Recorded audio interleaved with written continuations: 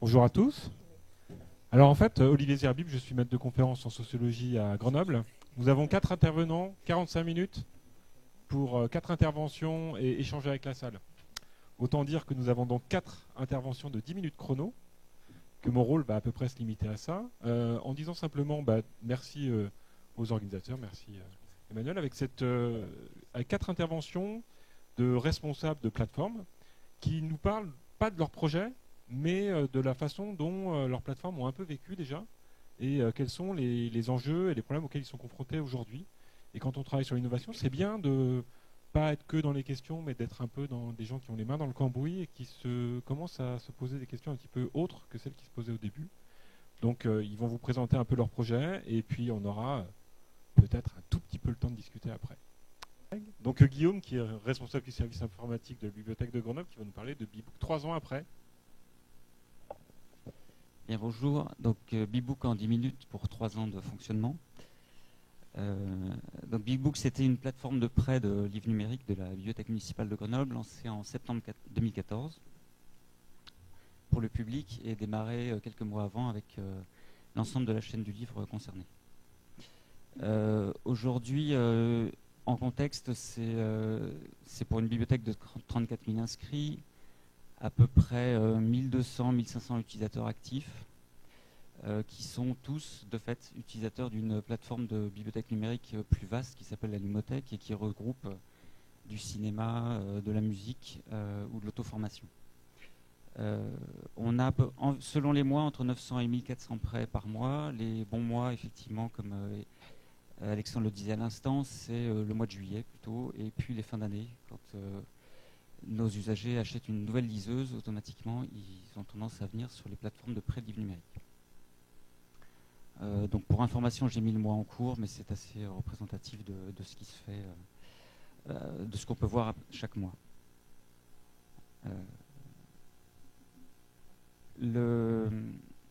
La date d'ouverture du projet est importante puisque en juillet 2014, lorsqu'on a constitué l'offre initiale qu'on a proposée aux futurs lecteurs, l'offre était assez restreinte, donc on l'a focalisée assez vite sur les best-sellers, sur la fiction adulte, pour atteindre une masse critique, à peu près 700 titres, en se disant que c'était ça qu'il fallait proposer à nos lecteurs pour qu'ils trouvent un intérêt. Ensuite, on a essayé d'interagir avec eux, en tenant compte de leurs suggestions, en rachetant quasiment systématiquement ce qui était très emprunté, ce qui était une façon de leur répondre, et en suivant un certain nombre d'outils de suivi de la consommation, même si le terme n'est peut-être pas très joli, mais enfin c'est un peu ça quand même, puisque les jetons sont consommés au fur et à mesure de leur utilisation. On a fait aussi de nombreuses études, avec Olivier, avec l'ENSIB, des études à la fois quantitatives pour savoir ce qui était emprunté, quels étaient les types de publics qui étaient vraiment intéressés, et puis plus spécifiquement donc, des études par entretien pour savoir ce qui pouvait justifier le passage au livre numérique ou ce qui pouvait justifier qu'un lecteur restait sur notre plateforme plutôt que d'aller acheter ses titres par exemple ou de retourner emprunter ses livres en bibliothèque. Donc toutes ces études sont soit en cours de publication, soit publiées sur le blog numérique de la bibliothèque de Grenoble. Aujourd'hui, on s'oriente vers un baromètre avec l'ENSIB, qui sera un outil de suivi annuel de l'utilisation de la plateforme pour pouvoir se focaliser sur les grandes tendances qui se confirment d'année en année, à savoir quels sont les titres les plus empruntés, quelles sont les populations les plus utilisatrices de la plateforme. Alors, c'est une autre façon de représenter l'utilisation de la plateforme que celle que Alexandre vous a proposée. Moi, j'ai choisi la carte de température, puisque ça permet de suivre vraiment dans la durée et de voir une assez lente progression, c'est ça que je voulais vous dire. En fait, c'est que dès que vous voyez un petit carré vert, ça veut dire qu'il y a eu au moins un emprunt. Dès que vous voyez un petit carré rouge, c'est qu'il y a eu au moins 55 emprunts par jour. La tendance, même vue de loin, c'est que le vert prédomine, dure. Ce qui est intéressant, c'est qu'on a une une plateforme qui est utilisée, qui est plébiscitée par ses utilisateurs, mais on ne voit pas un usage massif qui décolle. Ce n'est pas du tout le même graphe en montée que vous avez vu à l'instant pour Lirtuel. On est dans une pente douce qui connaît des pics, effectivement. Au mois de juillet, quand les usagers préparent leurs vacances, ils chargent leur liseuse. Donc là, on a 1000-1500 prêts en un mois qui sont concentrés sur quelques jours. Et au moment de la rentrée littéraire, parce que la rentrée littéraire est plus facile à assurer en livre numérique qu'en livre physique. Il n'y a pas de délai de livraison, etc. Donc à partir du moment où on propose des titres de la rentrée littéraire, ils sont automatiquement empruntés.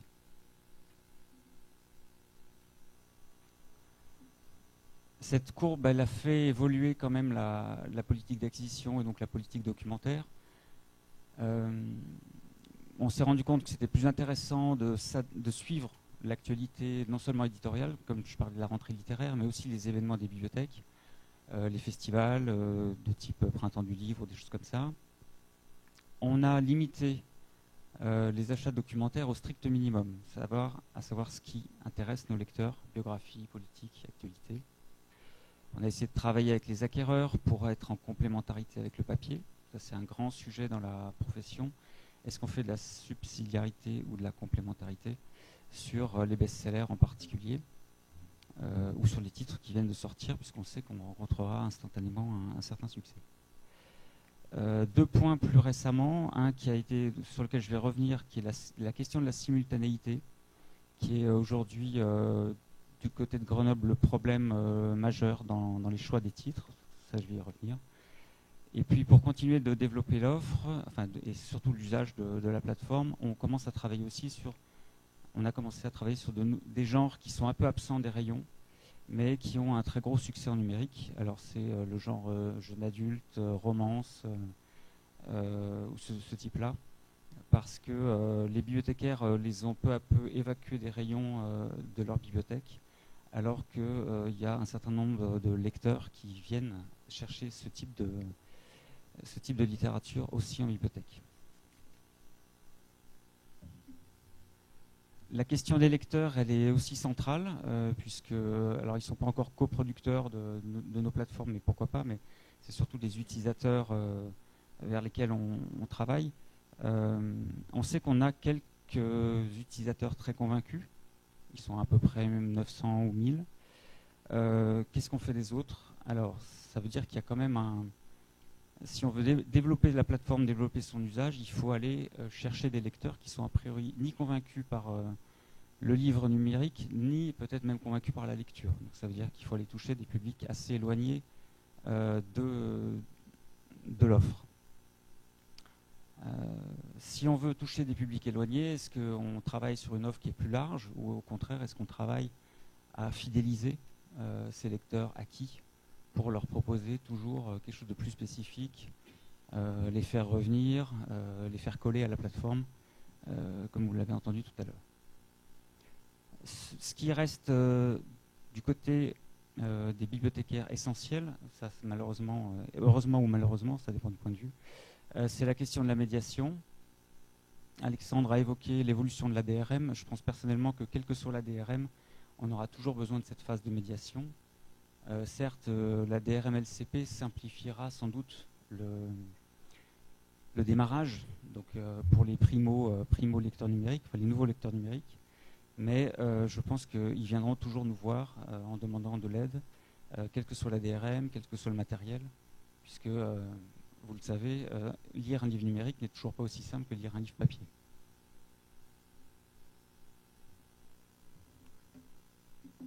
Alors, ce que j'ai essayé de représenter là, pour travailler la question de la simultanéité, que vous avez trouvé également sur la diapositive d'après, c'est la part des emprunts en fonction de leur justement fluidité. Ce qui a intéressé beaucoup de bibliothèques dans le projet PNB, c'est qu'on allait pouvoir prêter plusieurs fois en même temps le même titre. Depuis 2014, ce qu'on voit, c'est que les titres les plus empruntés, à 80%, sont les titres qui ont une très grande simultanéité, c'est-à-dire au moins 10 titres, 10 emprunts simultanés possibles. Il y a deux raisons à ça. Les bibliothécaires achètent plus spontanément des titres qui peuvent être beaucoup empruntés, et de fait, les usagers peuvent emprunter plus facilement des titres qui ont une très grande simultanéité. Donc ça, c'est sur la période de 3 ans, on obtient une comparaison de ce type-là. Sur l'année 2017, grâce à Emmanuel, donc la représentation, elle prend cette forme-là. Elle montre qu'en fait, les titres qui sont les plus empruntés représentent parfois 15 ou 20% du catalogue, en fonction de la condition de prêt qui est proposée. Mais à chaque fois, ils sont empruntés 10%, enfin, entre 5 et 10% de plus que leur part de catalogue. Par exemple, si on prend les livres qui peuvent être empruntés 20 fois en même temps, c'est 13% de notre catalogue, mais c'est 23% des emprunts. Donc on a un problème de friction, là, dans le sens où on a encore de la friction. C'est-à-dire que nos usagers se concentrent sur des titres et assez vite arrivent à des barrières qui sont imposées par les offres qu'on choisit. On se retrouve à devoir donc jouer avec ces limites pour qu'on puisse continuer à prêter des livres qui sont ceux qui intéressent nos lecteurs à des conditions acceptables pour eux, ne pas trop attendre, ne pas être bloqué par des files de réservation, mais acceptable aussi pour nous, puisque le tarif doit être raisonnable. Sinon, le risque, il est très clair. Là, j'ai mis un peu de verbatim récent sur les retours des usagers. On a des très gros lecteurs qui ont effectivement tout lu.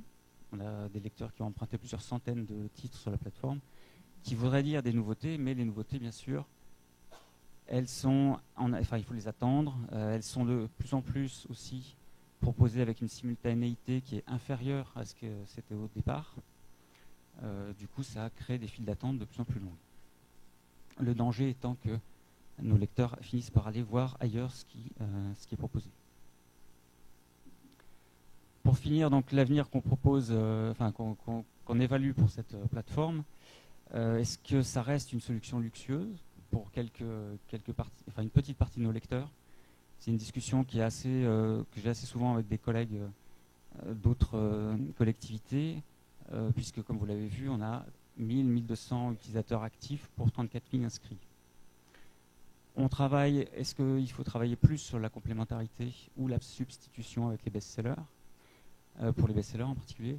Ça, c'est une question justement d'organisation de la bibliothèque, de lien avec les acquéreurs physiques et numériques. Dernier point, l'avenir d'une plateforme de ce type-là peut aussi se jouer sous la forme de la métropolisation, qui est une question grenobloise d'actualité, à savoir qu'on conserve la même plateforme, mais on étend simplement son périmètre pour espérer trouver de nouveaux lecteurs. Voilà. Parfait. Bien, alors avant d'aller au Canada, on va poursuivre notre Eurovision avec Laurent Voisard et la Suisse, Switzerland. Alors je ne vais pas te demander de le faire en chantant, mais pareil, 10 minutes. Bonjour.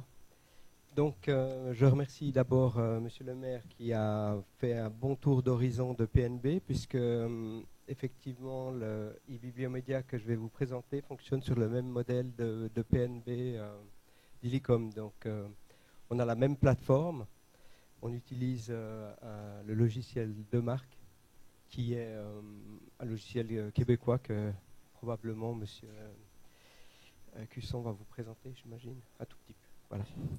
Donc, e-bibliomédia. Donc, avant de commencer la présentation, j'aimerais quand même vous expliquer un tout petit peu ce qu'est bibliomédia. Donc, c'est une sorte de BDP à la Suisse. Ça veut dire que plutôt que de travailler sur un département, on travaille sur l'ensemble du territoire suisse, qui n'est pas très grand.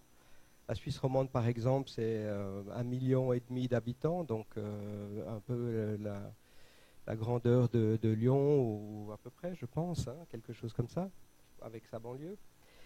Et donc, elle est organisée par langue, c'est-à-dire qu'il y a un bibliocentre, comme on appelle, pour chaque région linguistique. Donc, la Suisse a 4 langues officielles, donc on n'a que 3 centres en Suisse, donc un à Lausanne pour la Suisse francophone, un à Soleure pour la bibliothèque alémanique, et puis à Biasca pour la représentation italophone du pays. Donc voilà, ceci étant posé, on peut commencer. Donc peut-être vous pouvez passer Ah, c'est à moi de le faire, pardon. Ouais. Non, je peux le faire, bien sûr. Donc voilà, la mission en fait de Bibliomédia, c'est de desservir les bibliothèques. Et puis il y a quelques années, la Confédération suisse a lancé un projet de numérisation, d'accès au numérique. Et puis Bibliomédia a présenté un projet de bibliothèque numérique qui a été rendu possible par l'accès à PNB d'Illicom. Donc on a sauté sur l'occasion pour constituer une bibliothèque numérique qui serait à disposition de toutes les bibliothèques publiques de Suisse romande. Voilà, ça c'était un peu le thème de départ, mais ce n'était pas si simple parce que PNB a mis quelques freins au départ. On savait pas, on était un petit peu presque passagers clandestins dans PNB en étant suisse. Vous savez que PNB, c'est un dispositif qui est aussi financé par le ministère de la Culture français, donc c'était pas... voilà, on était tolérés à un titre un petit peu expérimental, un petit peu comme nos amis belges, donc peut-être avec moins de légitimité, étant donné qu'on était arrivé un petit peu sur le tard et un peu par la porte dérobée, c'est-à-dire qu'on a été un petit peu raperché par Feedbooks qui est venu nous proposer d'acheter des livres numériques, mais qui dit achat dit prêt, et puis qui dit prêt dit plateforme. Donc il fallait un ensemble de conjonctions, qui nous a permis, qui finalement cet alignement a permis d'ouvrir en novembre 2014, donc ça va faire 3 ans demain, avec le soutien de l'Office fédéral de la culture, comme je l'ai dit, cette plateforme de prêt numérique. Donc voilà. Nous sommes partis donc avec 14 bibliothèques pilotes et très vite le réseau s'est agrandi. Vous avez des chiffres, là 76 bibliothèques, alors 76 bibliothèques, il faudra vous y faire, je ferai quelques incursions dans le langage roman, désolé. Dans les chiffres, je parle donc. 76 bibliothèques publiques de Suisse romande, donc ça représente, si on veut bien, à peu près le tiers des bibliothèques qui existent en Suisse romande. Il y a à peu près entre 250 et 300 bibliothèques publiques en Suisse romande. Donc voilà, vous voyez un petit peu l'évolution. Maintenant, depuis entre novembre 2016 et novembre 2017, c'est plus 10.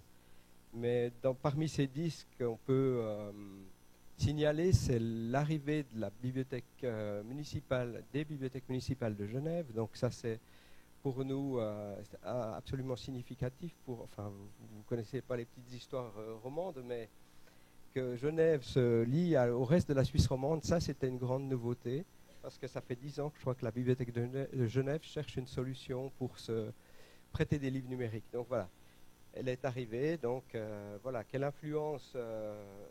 bon là vous avez un petit graffiti, enfin non, pas encore, mais une description des cantons qui sont représentés et le nombre de bibliothèques que ça comporte. Donc vous avez le canton de Vaud qui est le canton autour de Lausanne, donc avec 35 bibliothèques, et vous voyez donc une représentation qui touche à peu près toutes les régions de Suisse romande.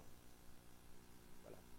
Ici vous avez un graphe avec, vous avez à la fois les cantons, le nombre d'usagers et le nombre de prêts.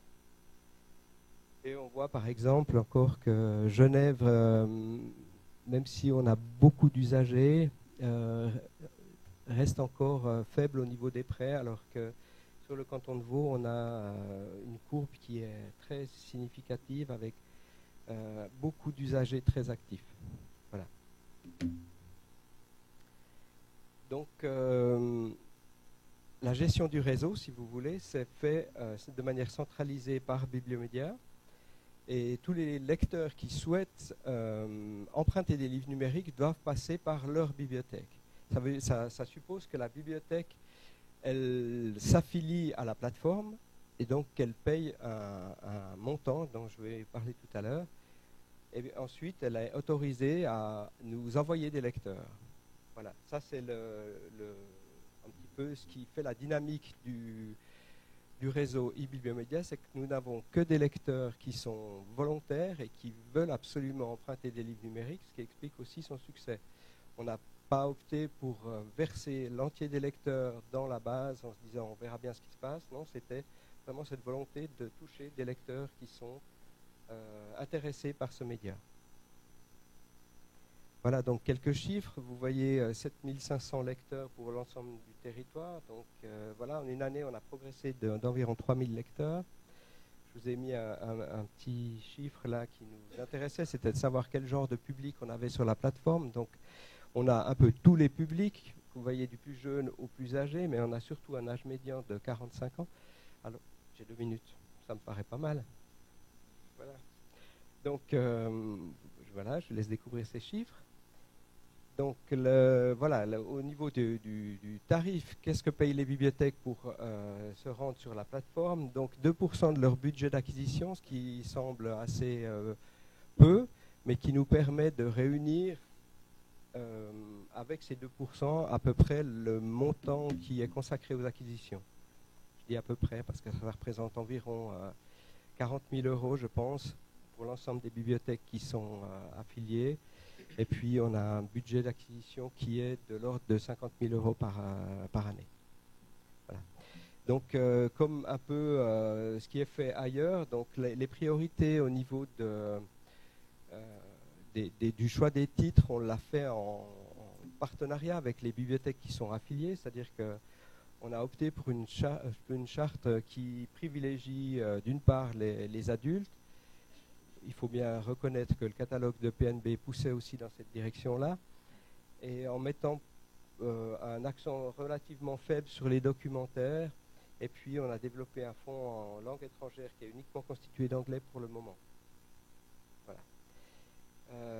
Ce qu'il faut dire aussi, c'est que les bibliothèques qui sont affiliées ont un compte chez Feedbooks qui leur permet de faire des propositions d'achat qui sont ensuite validés par notre bibliothécaire en charge de la gestion de e-Bibliomédia. Voilà.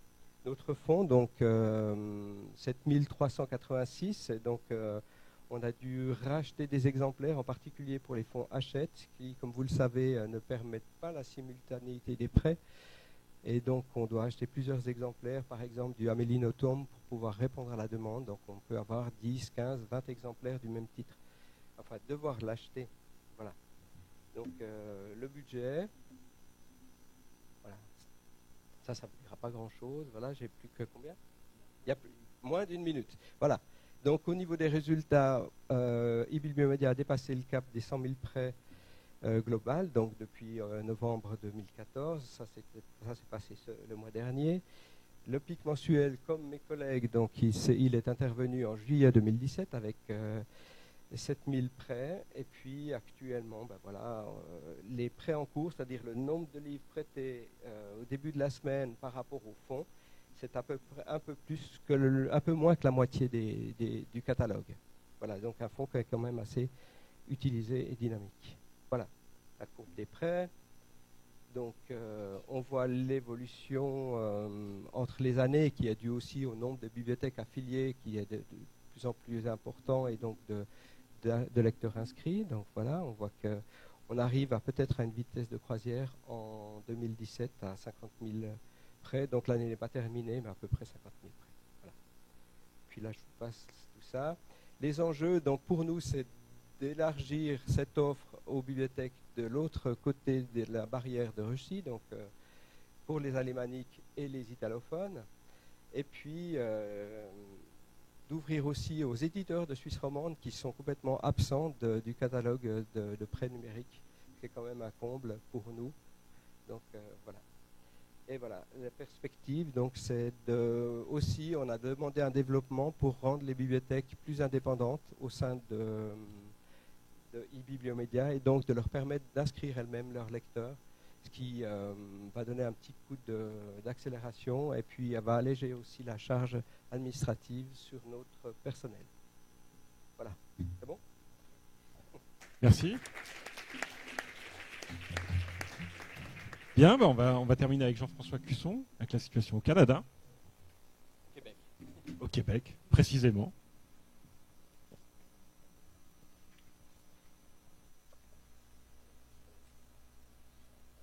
Donc, bonjour tout le monde. Merci de m'accueillir ici. Je suis très content d'être à Lyon en ce moment. Surtout que quand je suis parti de Montréal vendredi soir, il faisait moins 15 déjà. Donc voilà, Bibliopresto, c'est l'organisme que je dirige, c'est l'organisme que je représente. C'est une structure autonome, un organisme à but non lucratif qui a été créé par l'ensemble des acteurs importants dans le milieu des bibliothèques pour les desservir dans le monde numérique. Et qu'est-ce qu'on fait? C'est exactement ça. On développe des produits et services pour appuyer la mission des bibliothèques. Qu'est-ce que ça veut dire, entre autres? C'est qu'on n'a jamais à s'adresser directement au public des bibliothèques. Ce qu'on fait, c'est qu'on les appuie dans la réalisation de leur mission. Et à ce titre, on administre le projet de prêt numérique, donc la plateforme qui a été menée, qui date d'un peu plus longtemps que mes collègues. En fait, on a créé cette plateforme-là. En fait, on l'a développée à partir de 2010. Ça a été mis en service à la fin 2011. C'est une plateforme qui a été créée avec notre partenaire technique de marque, qui est une boîte de la Ville de Québec. Et donc, avec eux, on est parti de nos besoins élémentaires et on a construit la plateforme de A à Z à partir d'absolument rien. J'ai une petite vidéo que je ne passerai pas. Par contre, je fais un atelier cet après-midi. Donc, si vous voulez en savoir plus, ça me donnera plus de temps de parler de nos différents projets parce qu'on fait plein d'autres choses à part prêt numérique. Donc, je vais surtout y aller sur les résultats. Ça fait maintenant 6 ans que le projet fonctionne. Projet qui maintenant rassemble je pense qu'on est à plus de 85% des bibliothèques publiques au Québec. Donc, très haut taux d'adoption dans les bibliothèques. Je vous dirais que c'est rendu pratiquement un service de base dans les bibliothèques publiques au Québec de pouvoir prêter des livres numériques. Donc, on a à la fois les bibliothèques autonomes, donc de plus grandes municipalités, mais aussi les réseaux biblios, qui sont des structures au Québec qui s'apparentent un peu à des BDP. La Bibliothèque nationale qui est avec nous. On a aussi le réseau des bibliothèques publiques du Nouveau-Brunswick. Depuis 2 ans, on offre le service de prêt numérique aux bibliothèques collégiales. Et cette année, on travaille très fort, tant avec les bibliothèques universitaires qu'avec le ministère de l'Éducation pour ramener le livre numérique dans les BU, mais aussi dans les écoles. Donc, au niveau des résultats, on a dépassé le cap du 5 millions de prêts à la fin du mois d'août environ. On a encore des courbes très fortes qui continuent d'augmenter. En 2017, par exemple, on fait à peu près 4600 prêts en moyenne par jour. Pour vous donner une idée, on a eu une pointe au mois de septembre où on avait à peu près 7000 emprunts dans une journée.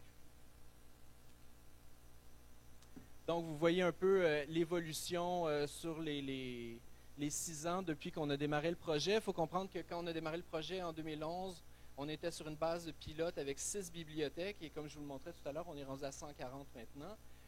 C'est 140 organisations en fait, mais en termes de bibliothèques, de succursales, si vous voulez, ça représente un peu plus que 1000 bibliothèques. Les collections générales, donc si on prend les collections de ces 140 bibliothèques-là, ça représente à peu près 585 000 titres. Évidemment, les collections varient énormément d'une bibliothèque à l'autre. On a des petites structures qui vont avoir 300 ou 400 titres.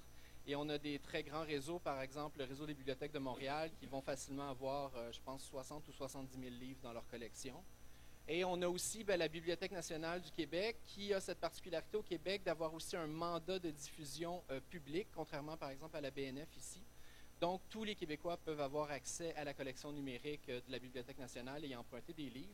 Et donc, elle joue un peu le rôle de collection de fonds pour les plus petites organisations. La Bibliothèque nationale au Québec, en termes de livres numériques, je pense à une collection de quasiment 100 000 livres. Je mets en fait les acquisitions surtout pour montrer par rapport à cette slide-là. Donc, pour montrer qu'il y a une corrélation très forte entre le développement des collections des bibliothèques et la popularité du service, donc le nombre de prêts. On le voit très bien quand on a des bibliothèques, par exemple, qui achètent moins de livres ou qui les achètent moins régulièrement. Le prêt suit. Une bibliothèque qui va bien alimenter sa collection et qui surtout va faire des achats vraiment régulièrement, toutes les semaines ou quand il y a des nouveautés. La popularité du service est en adéquation totale. Qu'est-ce que ça représente monétairement pour vous donner une idée? Jusqu'à maintenant, depuis qu'on a lancé le service, collectivement, les bibliothèques au Québec ont acheté pour à peu près 9,5 millions en valeur de livres numériques, ce qui, pour le marché québécois en numérique, est énorme. Notamment pour le livre québécois, pour plusieurs éditeurs au Québec, les ventes de livres numériques aux collectivités, aux bibliothèques, dans bien des cas, ça représente la moitié de leur chiffre d'affaires en numérique. Dans certains cas, je connais des éditeurs qui m'ont parlé que c'était 75 ou même 80% de chiffre d'affaires en numérique. Ce qui fait que même si on avait peut-être des réticences au début à réussir à les convaincre de vendre leurs livres aux bibliothèques, maintenant on n'a plus à faire cet effort-là parce que pour eux, c'est rendu une part essentielle de leur activité économique. Il y a beaucoup d'éditeurs au Québec qui ne publieraient pas de livres en numérique s'ils ne vendaient pas aux bibliothèques parce que ces ventes-là justifient leur entreprise numérique. Vous voyez par contre que le livre québécois, de façon générale, est un peu moins cher que le livre français. Les collections, qu'est-ce que ça ressemble? De façon générale, collections très très fortement en français. Par contre, le côté anglophone se développe de plus en plus. On est essentiellement sur de l'EPUB. Et au niveau des collections, en fait, on va jusqu'à 15% des collections qui sont en jeunesse. Mais comme je vais le montrer sur une prochaine slide, que vous ne verrez pas tout parce que c'est pas très lisible comme ça. Mais ce qu'on voit, c'est qu'entre autres, le jeunesse n'est pas très populaire. C'est-à-dire qu'il est beaucoup plus populaire du côté des bibliothécaires qui l'achètent beaucoup que du côté des usagers qui l'empruntent. Ce qu'on voit, par exemple, ici, c'est que, puis je pense que c'est la même chose pour mes collègues français, les deux catégories qui performent le plus en numérique, ce sont le roman sentimental et le roman historique. Et on voit que le ratio pour le roman sentimental est énorme. C'est-à-dire que c'est 2 fois plus emprunté que sa présence dans les collections. Qu'est-ce que ça représente en termes d'usagers? C'est environ 370 000 personnes qui utilisent la plateforme. Grosso modo, ça représente un peu plus que 10% des utilisateurs des bibliothèques publiques au Québec. C'est environ 10 à 12 000 nouveaux utilisateurs par mois qui s'ajoutent comme usagers de la plateforme. Pour accompagner ce développement-là, puis je pense une part de ce qui explique le succès de notre entreprise, c'est qu'on travaille beaucoup avec les bibliothèques sur le volet médiation, sur un volet accompagnement, sur les outiller, en fait, pour pouvoir mieux promouvoir le numérique. Donc, on a fait différentes actions. Ça, par exemple, c'est une campagne qu'on a fait dans le courant de l'année dernière. Donc, on sortait de ces visuels à chaque mois et on les déclinait sur tout type de format, donc tant affiches que des formats Facebook ou Twitter, etc. Et c'est un peu des outils clés en main qu'on donne à toutes les bibliothèques pour qu'elles puissent faire leur propre promotion sur leurs médias sociaux, par exemple. Ça, c'est une nouvelle campagne qu'on vient de produire. Et vous voyez, ça va plus large que le livre numérique parce qu'on s'occupe de l'ensemble des ressources numériques pour les bibliothèques. Donc, à la fois, par exemple, des visuels pour tout ce qui est apprentissage en ligne. On en a un sur sur la généalogie ici ou sur les magazines en bibliothèque, etc. Et encore une fois, c'est tous des outils clés en main. Donc, on sait que souvent, dans les petites structures, ils n'ont pas la capacité de créer de la promotion, ils n'ont pas de graphiste, etc. Donc, on leur propose ces outils. On propose aussi ces outils dans le cadre d'une nouvelle plateforme qu'on est en train de développer qui devrait être accessible bientôt. N'y allez pas en ce moment, les serveurs sont down, mais bon, ça, je reparlerai à mon développeur cet après-midi quand il sera réveillé. En fait, c'est une plateforme qui vise à rassembler en fait tout ce que font les bibliothèques, chacune dans leur coin, en termes de développement d'activités de formation, en termes de développement de promotion, etc. Donc, on veut que les bibliothèques puissent déposer le matériel qu'elles créent, qu'elles puissent les partager, que tout le monde, finalement, ait accès à ce qui se fait ailleurs. Parce qu'on sait qu'il y a énormément de pertes d'efforts et d'énergie, parce que tout le monde répète ce que tout le monde fait déjà dans son coin, dans sa petite structure. Et on va essayer de faire une mise en commun de tout ça et de faire en sorte que un élément qui est vraiment intéressant, qui a été fait à Québec, qui soit accessible à tout le monde et que tout le monde puisse le réutiliser. C'est vraiment la philosophie derrière. Et en plus, nous, ce qu'on va faire, c'est qu'on va aller chercher les contenus qui sont peut-être les plus intéressants et on va les professionnaliser, entre guillemets, c'est-à-dire travailler avec des graphistes professionnels ou avec des développeurs pour prendre cette idée qui est intéressante et en faire un outil encore plus intéressant et plus pro. Enjeux et défis, c'est les mêmes que tout le monde. Je mettrais peut-être un peu l'emphase sur la question de la découvrabilité et la médiation des collections. Et étant donné la grosseur de nos collections maintenant, quand on commence à avoir des collections avec 50-60 000 titres, c'est extrêmement difficile d'en faire une médiation intelligente. C'est extrêmement difficile de faire en sorte que les gens ne se concentrent pas seulement sur le best-seller ou seulement sur les titres qui apparaissent sur la première page. Donc, on essaie de faire beaucoup d'efforts de ce côté-là. Et finalement, avec notre partenaire de marque, en fait, on va tester à partir de cet automne en projet pilote avec le réseau des bibliothèques de la Ville de Québec et cet hiver qui va être déployé plus largement. Donc, vraiment une application de lecture dédiée qui est basée sur le concept de Simply, qui a été développé par la NYPL, la New York Public Library, qui est donc une application de lecture qui est à la fois la collection et l'application. Donc, l'idée étant actuellement pour un nouvel utilisateur du livre numérique, il doit franchir entre 15 à 18 étapes pour la première fois en arrivant sur le site de la bibliothèque jusqu'à temps qu'il ait accès au livre, qu'il puisse le lire. Avec l'application de lecture, l'objectif, c'est de ramener ce nombre d'étapes-là à 3 ou 4 au maximum. Donc, on télécharge l'application de lecture, on y entre son numéro de bibliothèque, on a accès à la collection, on veut lire un livre, on clique dessus, le livre s'ouvre. C'est terminé. Il n'y a pas de création de compte Adobe ou de gestion d'autres applications tierces, etc. Donc, on pense que ça va nous aider encore à continuer à faire progresser le service. Tadam! Parfait. Alors, on n'a pas beaucoup de temps pour échanger, mais je vais quand même essayer de justifier ma présence sur cette table au dehors du temps, en vous posant à tous une question un peu transversale, si vous êtes d'accord, alors en discutant très rapidement. On a vu avec l'intervention de ce matin que l'innovation entre Viadeo et LinkedIn, par exemple, c'est faire des erreurs et s'en remettre ou pas. Et donc, plutôt que de vous demander quels sont vos plus beaux succès, puisque vous êtes dans une phase de développement, j'ai envie de vous demander quelle est votre plus belle erreur, enfin celle dont vous êtes le plus rendu compte, celle qui vous pose peut-être le plus de problèmes aujourd'hui, dont vous pourriez éventuellement nous faire part ceux qui ont des projets de développement de bibliothèques, de plateformes de prêt numérique. Nous, on n'en a pas.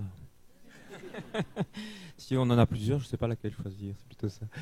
La plus belle, alors c'est pas tellement une erreur. Nous, on a une grosse difficulté. C'est qu'on a une base de données usagée qu'il a fallu reconstituer de zéro. Parce que, comme on n'est pas une bibliothèque, les bases de données des usagers des bibliothèques, on ne les possède pas sur nos serveurs. Et c'était trop compliqué de faire des conventions avec les 400 bibliothèques pour récupérer les usagers et reconstituer une base usagée. Ça fait que chaque usager de l'Irtuel doit se réinscrire dans l'Irtuel alors qu'il a déjà en général un compte sur sa bibliothèque. Ça, c'est un des principaux obstacles qu'on a identifiés. Plus le fait qu'on a, et ça se rejoint, mais là on a pu trouver une solution, qu'on avait un formulaire d'inscription qui n'était pas très ergonomique, et on a dû travailler avec une consultante qui nous a donné de très bons conseils, ce qui fait que maintenant l'inscription est beaucoup plus facile, mais néanmoins on doit reconstituer la base à partir de rien.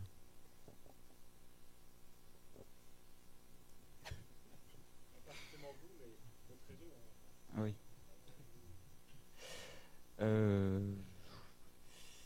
Alors, il y a une erreur assez fondamentale, c'est on va dire d'accepter des conditions qui sont inacceptables. Je pense que c'est voilà.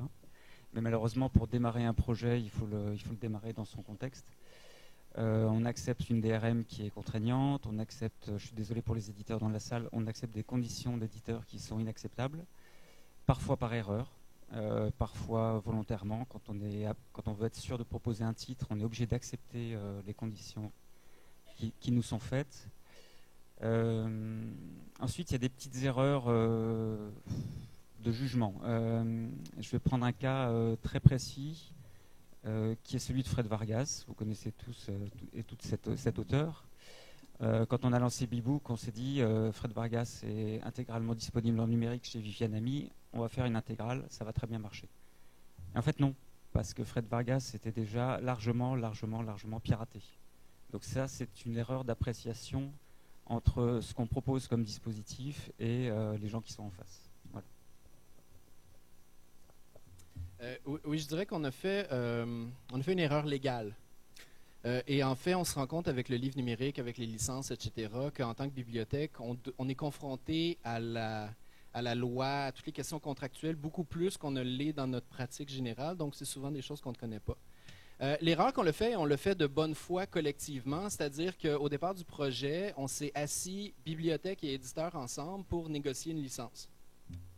Le problème étant qu'au Québec, le livre numérique n'est pas assujetti à la loi sur le livre. Donc, on a fait ça de bonne foi, les bibliothèques étaient contentes, les éditeurs aussi, tout le monde est heureux, on réussit à négocier une licence. Et quand est venu le temps de la renouveler 1 an plus tard pour la pérenniser, on s'est mis à travailler avec des avocats et ils nous ont appris que tout ce qu'on avait fait était complètement illégal, en vertu notamment des lois sur la concurrence. Parce que ce qu'on avait fait, c'est de négocier avec des acteurs commerciaux indépendants qui avaient finalement créé un trust pour contrôler un marché. Donc, c'est rare qu'en tant que bibliothèque, on se retrouve devant ce type de problématique-là. Et bon, on a trouvé une solution. Finalement, on a trouvé une forme d'exception dans la loi sur le droit d'auteur. Et il a fallu qu'on crée une société de gestion collective pour permettre aux éditeurs de se regrouper et de négocier collectivement. Mais disons que ça a coûté énormément cher en frais d'avocat et que ça nous a donné beaucoup de sueur froide. Voilà, c'est l'avantage de passer en dernier. Donc toutes les erreurs ont déjà été faites par mes collègues. Donc c'est vrai qu'au niveau de la loi, je pense qu'on paye à peu près 0,2% de redevance sur Aproliteris, donc qui est l'organisme suisse pour la perception des droits. Donc ces droits, ils échappent complètement à la Suisse pour être payés en France, j'imagine, via PNB. Au niveau des usagers, donc on a confié le rôle aux bibliothèques de les rechercher, donc sans grande aide, ce qui fait qu'il y a des bibliothèques de très petites bibliothèques qui ont 2 ou 3 usagers, et souvent c'est les bibliothécaires qui sont ces usagers. Donc voilà. Donc on a encore du travail à faire sur le terrain pour aider les bibliothèques à rechercher les personnes dont elles ont besoin pour justifier leur abonnement à eBibliomédia. Voilà. Merci. Peut-être 1 ou 2 questions qui brûlent les lèvres dans la salle.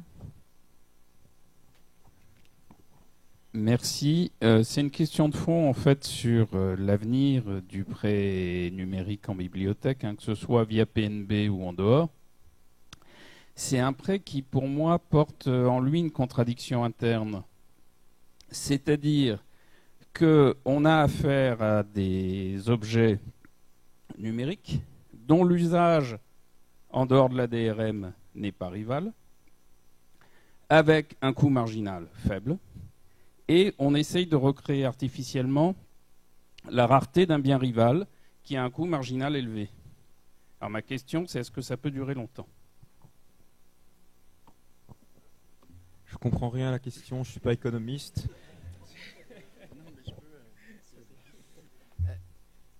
En fait, je ne pourrais pas vous dire pour le marché français. Je pense que ce qu'on voit au Québec, c'est qu'on a réussi à établir une forme de situation gagnant-gagnant, tant avec les bibliothèques qu'avec les éditeurs, où le modèle économique qui a été mis en place actuellement a atteint une forme d'équilibre. C'est-à-dire que c'est acceptable pour les bibliothèques, puis on le voit parce que de plus en plus, elles y mettent des budgets subséquents, et c'est acceptable pour les éditeurs qui font un bon commerce aussi. À terme, si c'est viable, je pense que par nature, le numérique va être appelé à nécessairement évoluer continuellement. Pour tout un paquet de raisons, on a jugé qu'il était préférable dans un premier temps de reproduire les modèles papier et de les amener dans le numérique. Et ça a fait en sorte, notamment, je ne sais pas pour vous ici, mais pour nous au Québec, que ça a amené une très, très grande lisibilité au système. C'est-à-dire que, par exemple, pour le bibliothécaire qui n'avait aucun usage du numérique, il ne se cassait pas la tête avec des systèmes de licence ou etc. Il achetait un livre, il le prêtait à un usager, ça réglait la question. Cela dit, c'est sûr que de plus en plus, on va aller vers des systèmes qui sont complètement différents. Par exemple, les hypothèses de travail sur lesquelles on travaille avec les bibliothèques universitaires pour amener le livre numérique de ce côté-là en ce moment au Québec, c'est basé sur ce qu'on appelle en anglais du EBA, du Evidence-Based Acquisition, qui est un modèle qui renverse complètement le modèle. Quand on parle d'un modèle, par exemple, du livre numérique dans le monde scolaire, on va sans doute être plus sur des modèles de redevance aux ayants droit. Donc, avec des usages illimités, mais où on est capable de reverser des redevances selon l'usage réel. En bibliothèque publique, c'est un modèle qui fonctionne encore. Je pense qu'il va nécessairement évoluer dans les prochaines années, notamment quand on va utiliser plus largement le streaming, mais où on va intégrer aussi des modèles qui peuvent être un peu différents, par exemple le livre audio, le magazine numérique ou d'autres médias qui se prêtent à la lecture. Mais je pense qu'il faut, encore une fois, il faut considérer que ça va nécessairement évoluer et qu'on n'arrivera jamais à un modèle complètement stable. Je pense qu'on va avoir des cycles de 5 à 7 ans où le modèle va changer continuellement. Bien, merci. Peut-être une dernière question. Moi, je voudrais faire le lien entre la présentation, Gisèle Chartron du CNAM, faire le lien entre la présentation de M. Isaac et puis votre table ronde, et vous posez la question des effets de réseau. Est-ce que quelque part, pour promouvoir votre plateforme de livre numérique, vous avez des stratégies un peu digitales en dehors de ce que vous connaissiez dans le monde matériel, notamment en termes de croiser les commentaires des lecteurs, ou en termes de faire sortir ces livres de la bibliothèque pour les toucher directement aux citoyens plus larges qui ne viennent jamais en bibliothèque? Voilà, je voudrais, en termes de valeur d'usage, quelle est votre stratégie? Alors là, je peux répondre sur la question de la valeur ajoutée des utilisateurs. Donc on a travaillé avec deux marques qui fournissent l'outil de l'Irtuel sur la mise en place de systèmes remontant les commentaires d'usagers de plateformes externes. Donc nous, par exemple, dans l'Irtuel, on récupère les commentaires des usagers de la communauté de lecteurs de Babelio, donc qui est un réseau social du livre. Et donc on a un contrat avec Babelio, et donc on utilise leur techniquement, on utilise leur web service à chaque fois qu'un titre s'affiche dans l'Irtuel. Une requête est envoyée en web service immédiatement sur le serveur de Babelio, qui ramène l'ensemble des commentaires des usagers sur l'Irtuel. De même, les utilisateurs de l'Irtuel qui veulent ajouter un commentaire peuvent le rajouter dans Babelio, puisque le web service fonctionne dans les deux sens, sachant que le contrat inclut le fait que notre communauté participe à la production de contenu dans la base de données de Babelio. Je vais peut-être laisser sur l'autre partie, parce que l'autre partie de votre question portait davantage sur les non-usagers des bibliothèques, c'est ça?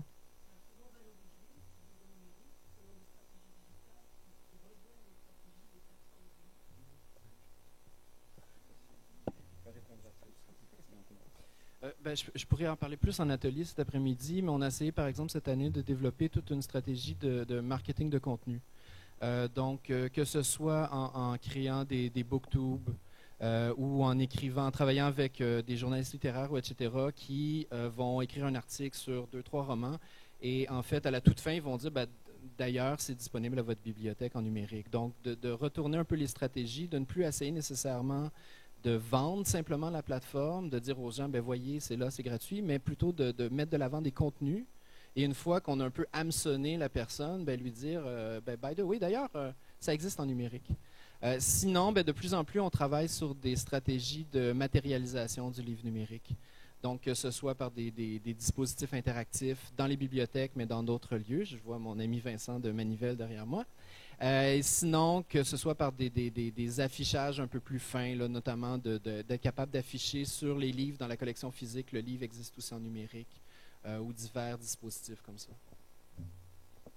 Je voulais juste apporter un tout petit élément. C'est vrai que la difficulté, c'est de sortir de la bibliothèque, qu'elle soit numérique ou physique. On rencontre exactement le même problème, c'est-à-dire qu'on touche que les lecteurs déjà captifs.